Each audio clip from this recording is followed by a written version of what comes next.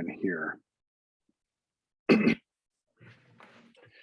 hello, everyone. I'm John Humphreys. I'm the Executive Director of the Wisconsin Association for Equity and Funding. And I'm pleased to be with you today with Charlie Schneider. Charlie is the Executive Director of Facilities at CESA 10 and has been there for 22 years, leading CESA 10's efforts in energy efficiency and all things facility related that they do all over the state of Wisconsin. I was a superintendent in the CESA 10 area and benefited from working with Charlie's team when we did a remodeling project, and gained a lot of information from talking with Charlie, and was really lucky to have that resource. AEF has a continuing series of financial strategies specifically geared to low revenue districts like our members. These meetings fit a critical need, as we have to be as creative and strategic and efficient as possible. And while some other organizations cover a wider variety of topics in financial worlds, AEF hopes to take the conversation to the next level with widely available, actionable information to help districts succeed. So Charlie, thanks again for joining us. And certainly energy costs are skyrocketing.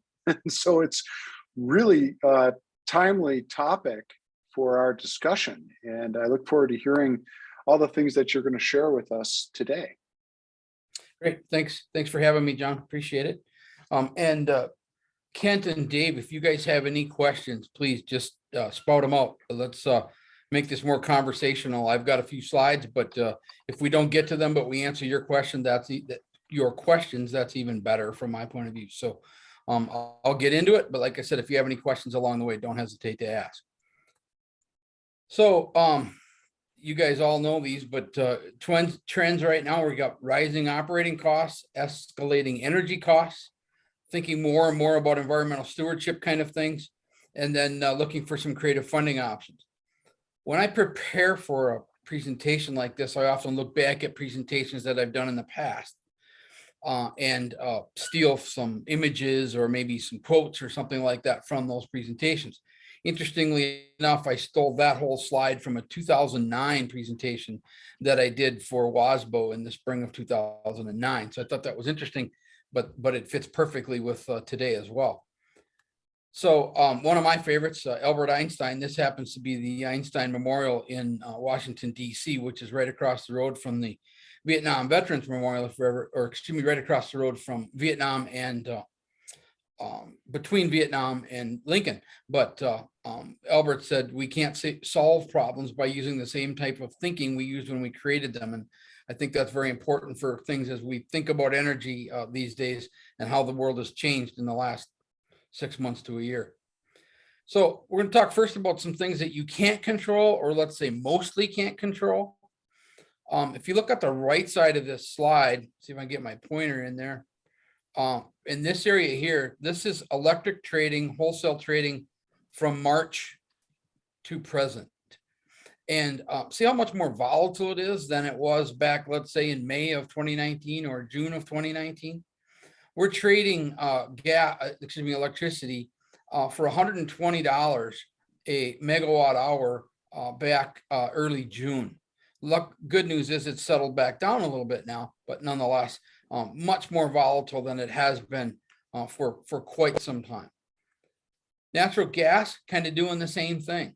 Right now, if you look at where that red arrow points, a winter strip, which means gas delivered to you during November, from November 1st to March of next year, is trading at $6.28, let's call it, at the wellhead, pretty much. A year ago, that same gas last winter, you would have paid $5.30 for a decatherm. So we're up almost exactly $1 over what we paid last year. And there's a lot of time between now and the time that settles, and see where the winter strip goes this year. One of the things that's going to play into that I find very interesting, kind of a gas geek, so I enjoy watching this stuff. But if you look at that gray snake-like shaped item there on the screen, that is the minimum and maximum range for 5 years of natural gas going into storage. We need to put gas into storage because we don't have enough facilities on the coldest day to pull enough gas out of the ground to serve everybody. So we put it into underground storage, old salt mines typically. And you can see where those blue arrows are on the screen. That's roughly June of each year. And the blue line is what we had in storage at that point in time. So in 20, we were up at the far end of that average. In 21, in June, we were right at the average. But look at where we are in 22.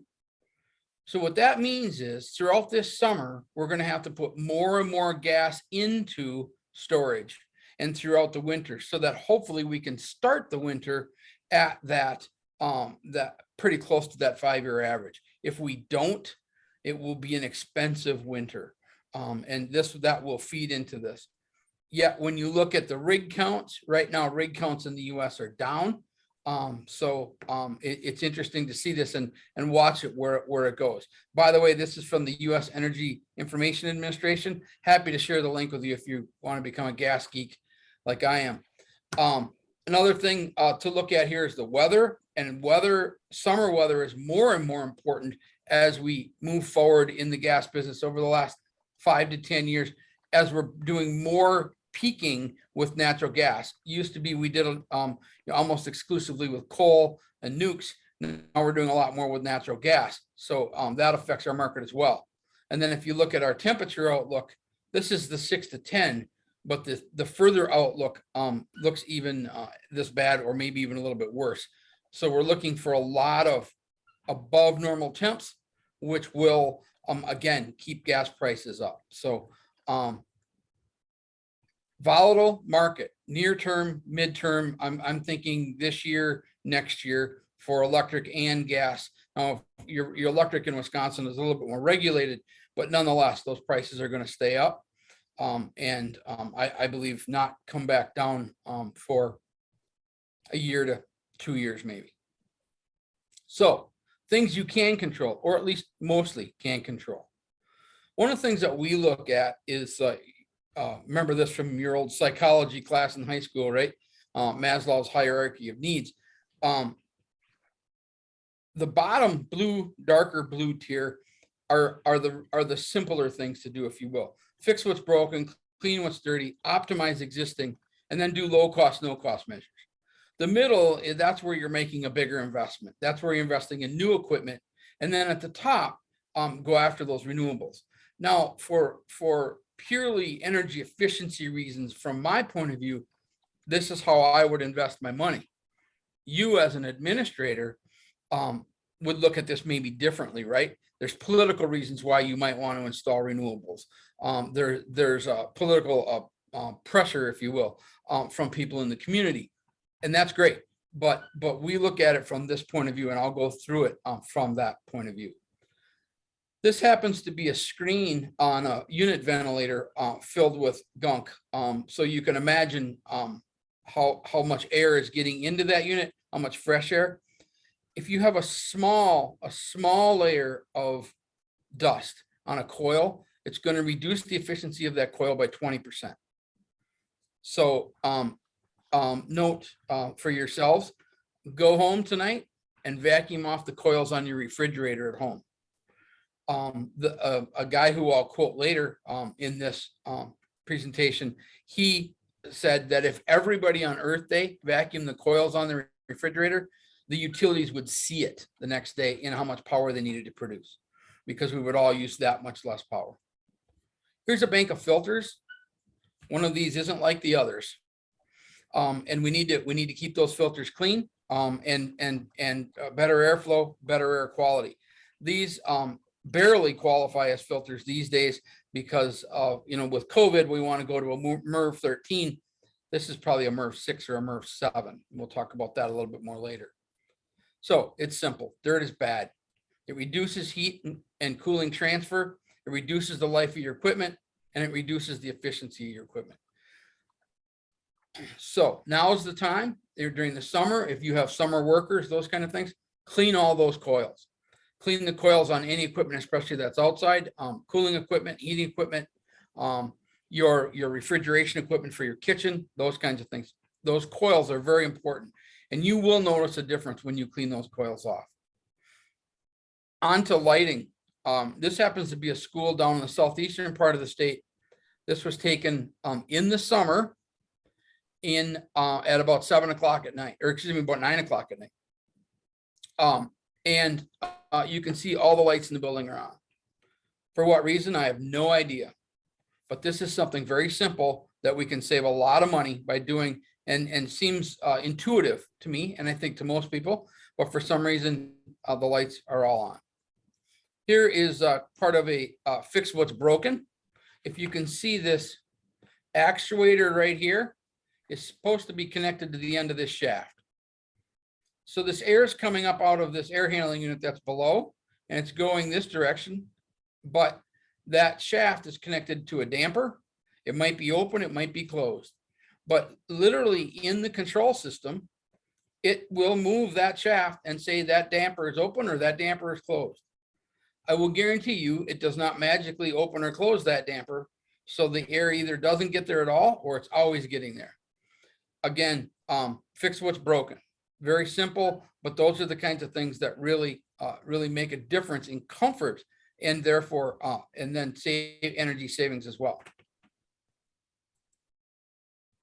And for some reason my computer, there we go. Windows and doors. This is a big one. Everybody thinks we have to replace our windows.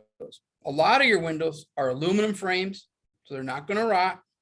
They've got moderately good glass in them. If they had glass in them that was single pane, different story. But if you've got double pane, triple pane, maybe you've got a gas filled, an argon or something like that, you're not going to get a whole lot better than that. A single pane, excuse me, a double pane glass is about 1.83 R. You can get as high as about a 6 R. But when you do the math, the money for the windows, if they're windows that are aluminum and in good shape, the payback is almost infinite. But your windows are often leaky, and they're often leaky because the weather stripping around them has deteriorated. It's probably gotten hard. It's a rubber material. Have your building and grounds person, your custodial kind of person, take some of that off and go to a glass company, and they, I guarantee you, can find a match for that weather stripping, and you can easily re-weather strip all of those windows over a summer or so. And the same with your doors. To not have that weather stripping on there, you're going to have drafts, and you're going to lose a lot of warm air. You can see on the picture on the left, that's taken with an infrared camera. If you look at the door on the left of that atrium, my cursor is on it right now. See that white coming up the middle? That door is not open. It's leaking that much warm air because there's no weather stripping like in the picture on the right. All right. Again, very easy to do, very inexpensive. If you look at a window, a door that's roughly 20 feet, assume it has no weather stripping on it at all, that's going to lose at least $7 of energy every year, at least. That's a minimum. And I think more importantly, it's going to make it much more drafty and uncomfortable to be around it. So then people turn up their thermostats because they want to account for that draft, if you will. Again, back to our hierarchy. Now we're going to start getting into optimizing the way the equipment runs. Before COVID, if we were doing this presentation, I would have said to you, cut back on your ventilation. You're ventilating too much. Most schools were, not all, but most. And now since COVID, we're saying you need to increase your ventilation. But what COVID doesn't say, and what the the CDC doesn't say, is only do that when the building is occupied, right? So schedule your ventilation. Make sure that it's scheduled, and scheduled pretty tight. Ventilate when you need to ventilate, and I would suggest at least 15 CFM per occupant. Used to would be that we'd say 7.5, but it's dramatic, the savings. For instance, I just did a calculation on a typical classroom in Wisconsin, fairly typical classroom is about 30 by 30. And it's going to cost just for the ventilation air now, not to heat the air to for the because it's cold outside, just for the ventilation. It's going to cost you since COVID about $560 to heat that air. That's from 6 a.m. to 9 p.m. Monday through Friday. I'll bet that most of your classrooms are scheduled on for that time frame or pretty close. If you cut that back just by 3 hours, you're going to reduce that by almost 20%. So you're going to reduce it down to about $445. That's per classroom. So count up the number of classrooms you have. That gets pretty dramatic, pretty fast. Again, I'm not saying not to ventilate. You want to ventilate. You want to ventilate as much as you can. In fact, many CDC, and I'll get to that in a second here, CDC actually goes so far as to say ventilate as much as you can. There's some dangers in that, because if you bring in too much outside air, but you don't exhaust enough, then you're going to positively pressure your building, and that gets into some other issues, which I'll get into in a minute as well. A lot of words here, but this is from the CDC. Bring in as much air as possible. If safe to do so, open windows and doors. I'll get to that in a minute. That one, I don't personally like that one. Use child-safe fans to increase the effectiveness of the open windows.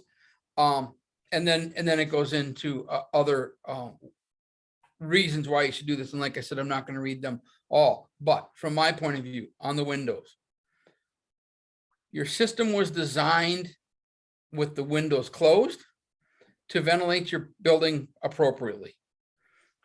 Have a professional look at it and make sure that it's still doing that and able to do that with an appropriate filter and so forth. When you introduce the windows now opening, now you're bringing more outside air in, and now you might be over pressurizing, and that gets to be a whole different set of problems.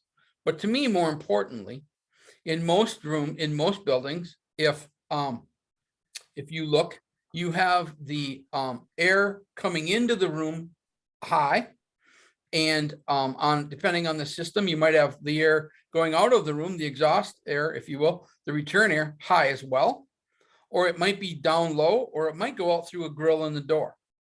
But it's designed specifically to go where they designed it to go. Now, if you open up a window and the air is coming in through that window, it's going to go past the students that are sitting next to the window. And if they have COVID, now it's going to go past them and past the kid next to them and past the kid next to them, and then go out the door or go out through the ceiling or whatever the case might be. Whereas the way the room was designed, the air came in high, it came down to the students, and then it exhausted back out high. So it doesn't transfer from student to student as much, okay? Again, back to level of air filtration as much as you can. Minimum of MERV 13 is what they suggest for what CDC suggests, but there are a lot of schools that could not handle a MERV 13. It creates too much pressure on the ductwork, and you're going to get that ductwork slamming, and you're going to get a lot of noise, and it's going to just create problems. Put as much filtration in as you can. Here's a picture, infogram, if you will, that in the middle of the room, there's a student that has COVID and they sneezed. 20 seconds after they sneezed, you can see the airborne particles rising up, which is good, but the windows are open. A minute later, look at the kids towards the windows from that kid who sneezed. So they all are breathing those air particles that kid sneezed. Whereas if the windows were closed, that air would have gone up to that return, and it would have done its job the way that it was supposed to do. Okay. So, as I said, I'm not a big believer in the window open thing. That one kind of strikes me as maybe not effective, but again, have a professional look at it and say, yeah, this makes sense, or not in your building, because that's what they do. That's their job. Some of you may have seen these. I was in a district here just a couple of weeks ago, and they have built one of these, built many of them actually. I actually built this exact unit for my garage because I don't have a very good dust collection system to filter the dust out of the air. What I don't like about this, they're very inexpensive to build, but imagine we put one of those where the teacher is standing. That's going to pull the air down again past those students in front of that person that sneezed, and then filter it, and hopefully filter it well. It's a MERV 13. It should hold those particles in, but then blast them up again. So again, myself, not a big believer in these for a COVID point of view. Use the system that you have. Use the system that was designed to move that air around. Would be my thought process. Also, while we're on it, UV and those kinds of filtering systems, not all bad, pretty expensive. And we're finding a lot of schools are not necessarily understanding going in the ongoing cost to operate those filters. We had a quote the other day from a school. It was $300,000 to install the system in their building. And they estimate 10% of that cost annually to operate and change out those filters. So when you sign up for that, you're signing up in this case for a $30,000 bill for as long as you run those filters. I believe this is a better way to go, and filter it where at the filter bank that you have where it's installed, and ventilate or over ventilate. And it will do much of the same job. But not that those filters are bad, don't get me wrong, but they can be very expensive. So now we're going to dig in a little deeper, get in the weeds a little bit. When you look at your energy bill, you have a peak demand charge. In this case, it's in the red box at the top, and it's $13 kW per month. And then you also have a distribution demand charge, sometimes called a customer charge, of $2.50. So what they do is they measure your peak demand in a 15-minute average window for the month. Let's say it's 278.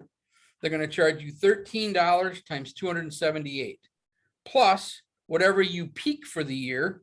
They're going to charge you $2.50. So let's say in June you peaked at 378. They're going to charge you, or in May, in the example, they're going to charge you $2.50 times that peak.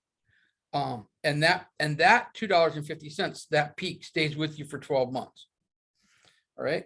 So think of KW and KWH as energy and demand.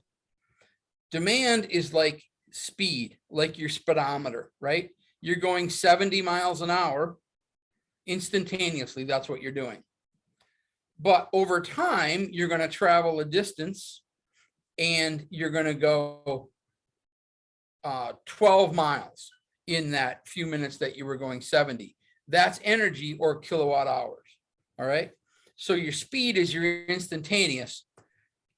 Your KW, your time is your kilowatt hours or your energy. Another way to think about it is if you think of a water hose that you're going to water your garden with, the diameter of that hose dictates how much water you can get through it. But you can turn that spigot on or off to get more or less, depending on what you want to do. So in that case, your demand would be where you set it. And then over time, it's going to fill a bucket, right? So think of it this way. This is an actual, that blue line is an actual demand line of a school. So typically billed as monthly peak, measured in 15-minute average increments. So here's a monthly demand for a school. This particular school peaked, which is fairly common for a school, at about 378 or so in September. So so in this case, they would have been charged 378 times 13, plus in this case, that was also their annual peak, 378 times $2.50. This is a daily chart of those 15-minute increments. And you can see how the school peaked. This particular school peaked at, where are we at here? Probably Oh, excuse me, this is not, this is a monthly. So here they peaked about September 14th at about 1 p.m. September 15th, right in there. Right. Well, I guess actually their peak would have been back here right after Labor Day, just over 350, 360 for that particular month. So why do you care? Because it's costly, it's controllable. That's the biggest piece why we're talking about it here. It's controllable, at least in part. And the effects of how you control it are largely unseen. That's the best part about it. So here's a peak on September 12th. They peaked at about 1:15 in the afternoon. Why did they peak at 1:15 in the afternoon? Mostly because of the kitchen, probably, right? All the other things were going. They were probably cooling the building, but the kitchen equipment was on, the kitchen exhaust, those kinds of things, right? They started here at 5:30 in the morning to probably start cooling the building a little bit. 7:30 a.m. they brought in some ventilation, so now they had to cool more air. And then at 3:30 in the afternoon, they started really backing things off as folks went home. So here are the things that just a list of things that contribute to that demand, right? Your phone and your safety, your servers, your plug loads, your HVAC. You really can't do anything with those bottom four. They are what they are. Your lights, you could turn some of the lights off on the hallways, for instance, in the gymnasium if it's not being used.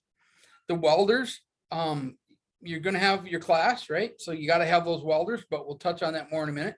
And your cooling at 70 kW.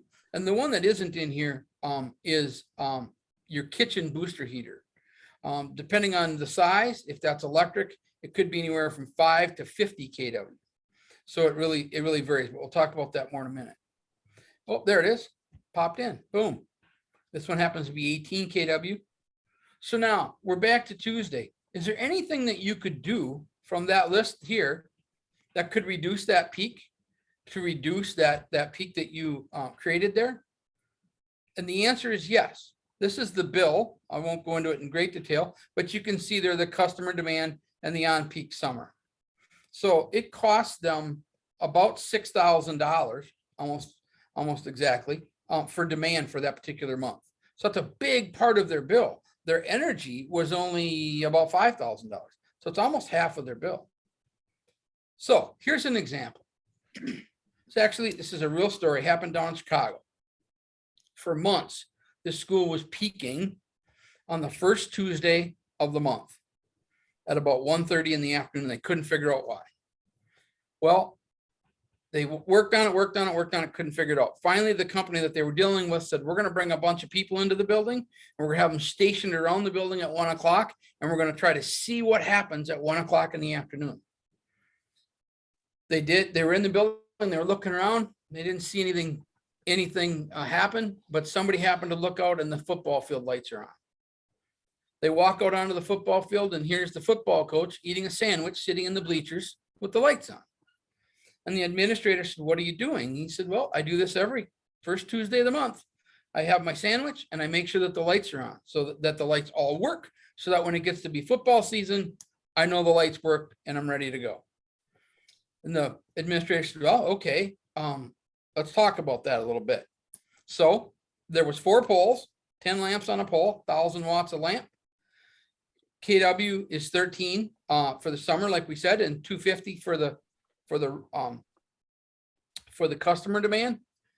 So that cost them, for him to turn those lights on, $1,720 a month.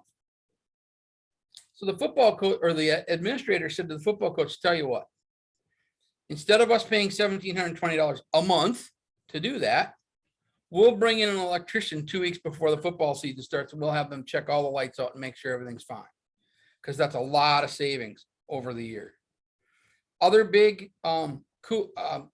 demands are cooling, chillers, TX units, welders, kitchen booster heater. So let's talk about that welder for a minute. That welder's 42 kW. This actually happened. This is a school over west of here.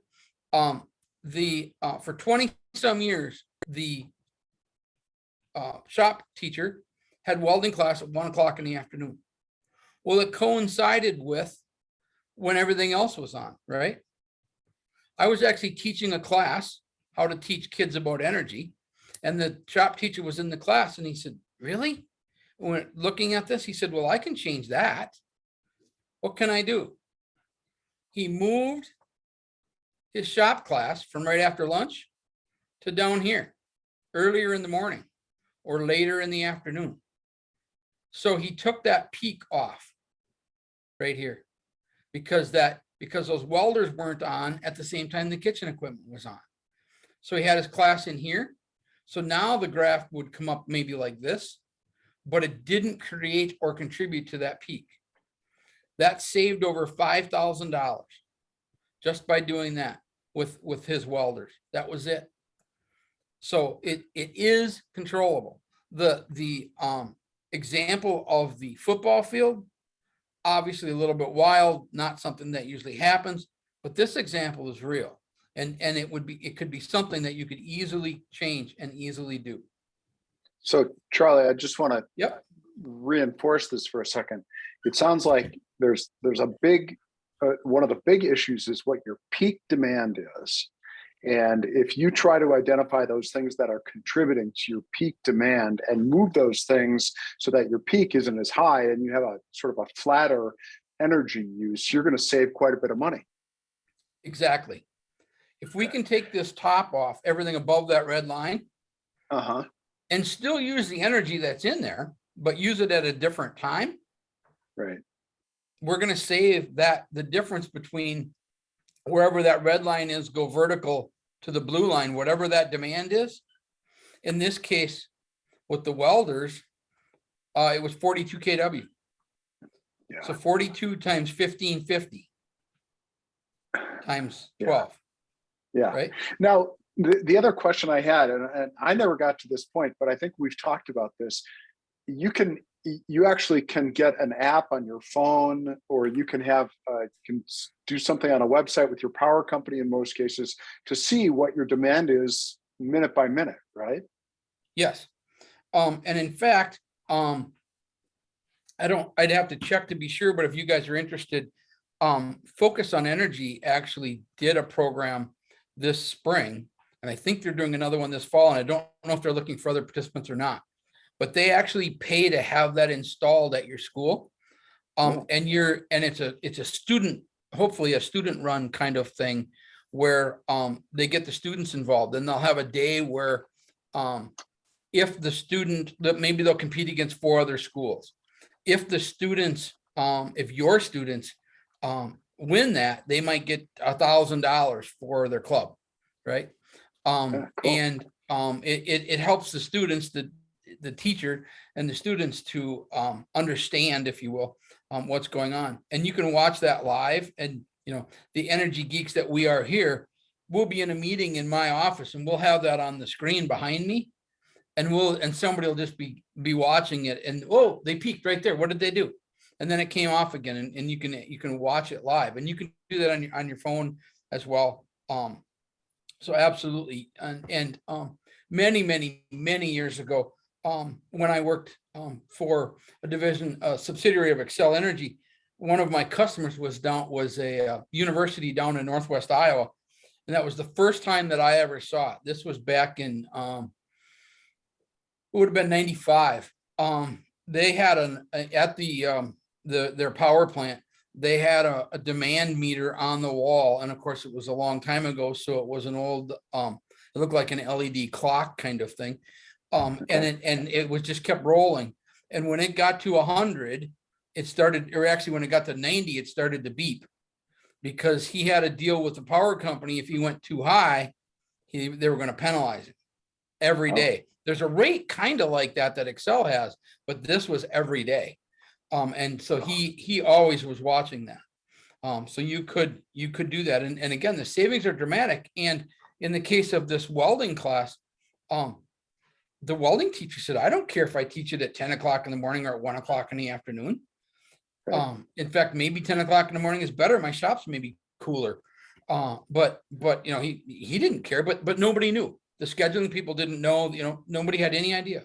So, and it really happened. They changed it. And as far as I know, they've never changed it back. But, so here's another one. Here's your here's your natural gas, a booster heater. So you're running this one off electric right now, right? And it's going to have a demand. This one, I believe, is 18, and it's going to use energy. You can install a natural gas booster heater, not free. This is one that's going to cost a little bit, but it's going to save itself pretty quickly. The other thing is, when you look at your rates, depending on your building and so forth and your account, there's times where the utility forces you to go to a different rate because your demand is 200 or 1,000 or something like that. So if you're at 900, 950, and you want to make sure you don't get to 1,000, changing out this booster heater might help you to do that, right? Might help you to not get to that next place. So another way to think about it, because when you go to that next rate, it gets more expensive even still. So booster heater, I won't go through it in great detail, but these are the kind of calculators that we use all the time that will calculate for you the savings and the payback. Fund 46. Dave and Kent, you guys both have Fund 46? Kent does? I had one. Yeah, I created it. Excellent. Yes, we do. Excellent. Good to hear. So then we don't need to go into great detail there. But a great way for you to put money away, to be aided and save for the future. It's a great way, a great tool that the state gave to us. Sometimes in the past, we've heard the government say this is a good tool for schools, and yeah, maybe it was, maybe it wasn't, but this one most certainly was in my mind. You can put a lot of money in there, and I actually am on a school board, and we have our plan. We're going to put a bunch of money in this year because we saved a bit, and we have all of our capital maintenance for 30 years fully funded, including our computers and everything. So it's a great feeling to know that we know where that money is going to come from. So we don't have to go to referendum and so forth, but it's a great tool. So we don't need to go into any great depth, but great thing. Tell all your friends about it. Everybody should really have one. Some of the things that I talked about, the clean what's dirty, fix what's broken, that kind of thing. This is a gentleman, Kent, you may be familiar with him. He's actually from Amory. Tom Olson is his name. He wrote that book, and it's on Amazon if you want to get it. Good book for your building and grounds manager kind of people to read. Does gives you a lot of good tips on things to do. So great guy, retired, but he wrote that book a few years ago. Let's talk solar for a minute. I've been kind of reluctant, if you will, to jump on the solar train for a while, but I'm there now, and I'm there in spades. And the reason I've been somewhat reluctant is I just felt like it was just a little bit too expensive. But they've really come down. I mean, we're seeing prices now with utility incentives and so forth, focus incentives, less than $2 a watt installed. That's good stuff. I mean, even in today's construction market, at that rate, it's in a very, very good place. And if schools could only take a tax deduction, man, then we'd really have it. But it's a good deal. And we need to really be thinking about it. Remember, in that hierarchy, that was kind of the top, but nonetheless, it's there. A couple of words of caution from my point of view. This is my opinion and my opinion only. You see these kids on the upper picture in the right. They're down on the ground. They can touch it. They can feel it. They can see it. They can better understand it, in my mind. The picture on the bottom, I mean, that school is filled with solar panels.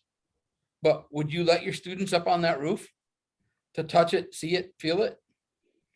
I don't think so. Most wouldn't. One of the things, some people will tell you, some contractors will tell you, that in the National Electric Code, if you put it on the ground, you have to fence it. That is not true. You don't have to fence it if you put the electrical connections inside of some sort of a cage so that the people can't get at it. Because these units are, many of them are 300 to 400 volts. Coming out of that panel. So if someone were to touch the wrong place, it would have a very bad outcome. But that's why you cage them. There are a lot of schools that have them installed. Kent, for you up in, actually not a school, but Barron County Electric, just north of Barron there. They've got a 100 kW system on the ground, 3-4 feet off the ground, so that they don't have to worry about snow load. Perfect. Used to be, everybody thought you had to face everything to the south, right? Or have them rotate, that kind of thing.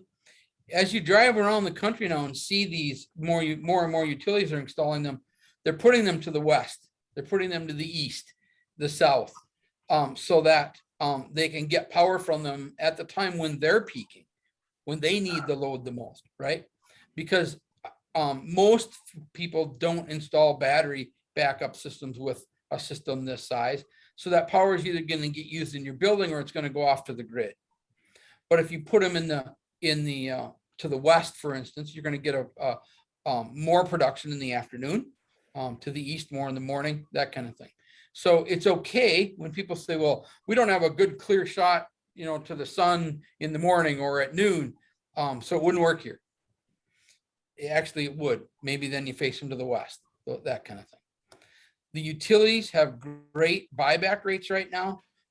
Basically, the utility up to 100 kW, depending on your utility. If it's an investor owned, they will for sure. And many munis will as well. But depending on the utility, they will pay you essentially what you would have paid them had you used that power. So they run the meter backwards is essentially what's happening.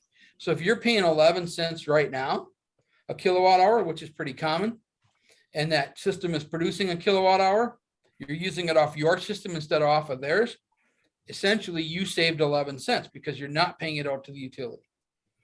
And so, like I said, they allow the meter to run backwards. Used to be, and in some places other than here in Wisconsin, you would connect to the utility service. They would put it out onto the grid and they would pay you a wholesale rate, which is about 2.5 cents a kilowatt hour. Well, you can see what effect that would have on your payback. I'm calculating one right now for a school that I'm working with that will probably install next spring. And we're talking about an 8-year payback with the utility, and they're going to last 25, 30 years. So again, we're getting the interesting thing on that too, Charlie, is going back to your Fund 46 conversation. You can buy this stuff from Fund 46, but then you get that benefit on, in Fund 10. Absolutely. Yep. Down in Menominee, that's where I'm on the board. We're installing a system right now. In fact, I think they are starting to work on it this week. 100 kW, put it into our Fund 46. Exactly as you say, John. It's perfect. Absolutely. We have solar at each one of our schools. Excellent. It's been working out really great. Excellent. Cool. Good to hear. And do you have them on the ground? We have part of them on the ground in Eagle River, all of them on the ground in Land O'Lakes and in St. Germain. And when the time comes when we have to replace the roof for the ones that are on the roof, we want to put those on the ground. Okay. I think it performs better on the ground because of our winters. We just can't shed that snow enough because they're too low of an angle. And especially where you are. Pardon? You're in that snow belt. Yeah. So, but yeah, it's been working out really great. And the other thing that I think when people want to put them on the roof, a lot of times I think they forget about the fact that roof was not built for that, right?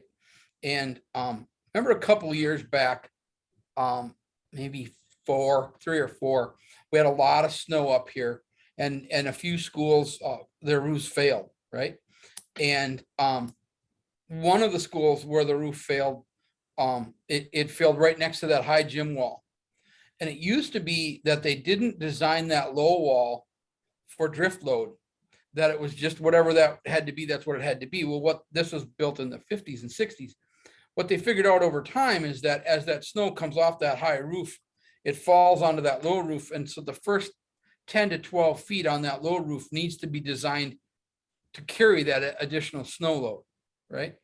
And roofs failed in that area fairly dramatically, and more than one.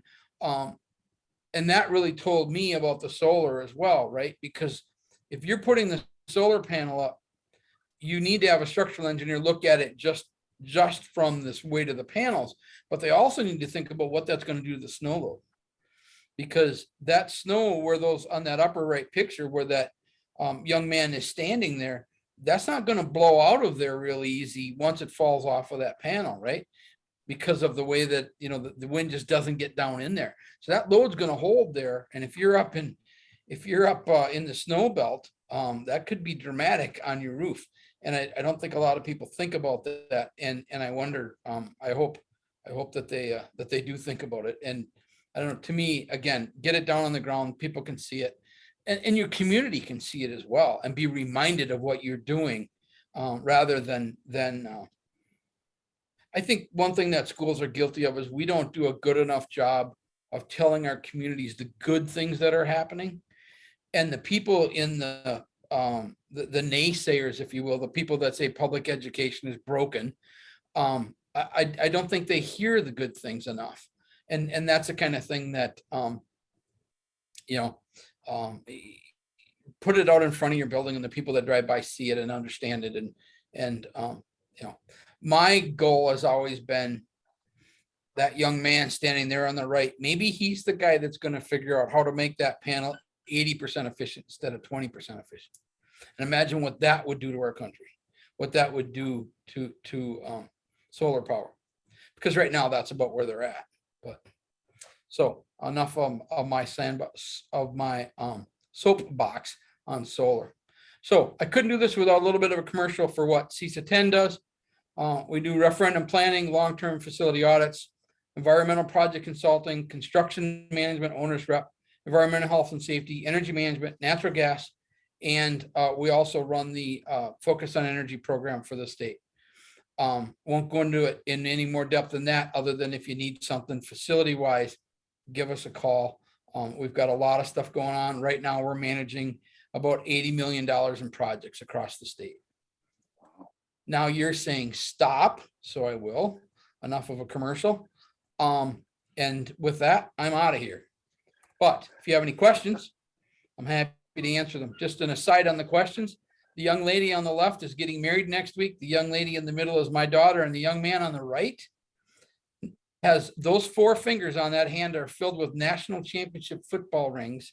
He went to North Dakota and has 4 national championships. So that's kind of cool. I told him he's going to run out of fingers. He said, I got another hand. But, that's very cool, Charlie. Well, that was taken a long time ago. That's and really then last, my contact information. Thank you. So, So gentlemen, I wanted to, I wanted to ask. So I never did this with your team, and in hindsight, I really wish we had. You'll look at the energy bill, you'll collect data from different usages and identify the peak power and what a district or even at the school level can be done to minimize energy costs, right? Absolutely. And not only energy costs, but just long-term facility needs. Yeah. Because, most schools are not up to where they, need to be from that, we all have deferred maintenance, right? And we'll help you to develop a plan that, these are the things you should do in the next 5 years. These are the things you should do after that. That boiler's okay for now, but you better be ready in the next 4 years. She may go. Those kinds of things, so that the school can plan. And a lot of times that for us anyway, it flows right into that facility, long-term facility audits falls right into referendum planning, to help the school with a referendum and to move that through. And then that falls right into construction management.